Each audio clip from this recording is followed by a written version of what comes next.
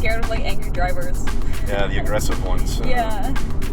I get a lot of that too. Because a lot of people, they see a school car and they lose their minds. Yeah. Let's make a left here. So when you come to a full stop, complete stop here, feel that little kickback in your seat. That's perfect. And go ahead. That little kickback in your seat is evidence to the examiners that you've come to a full stop. Okay.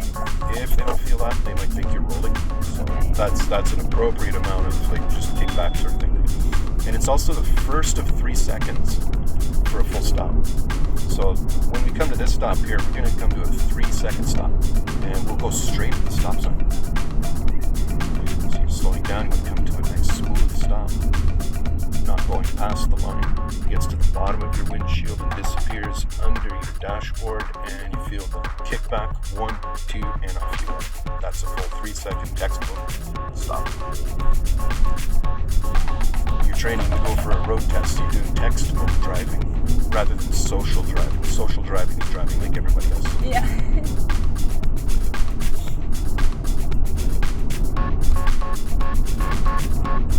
Going right up to the traffic lights.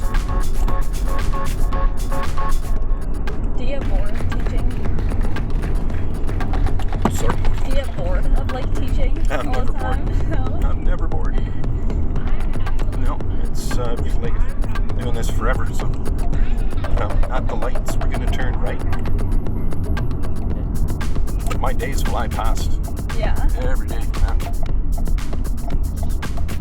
Like I was 25 when I started this. Oh wow. Now I'm in my 50s.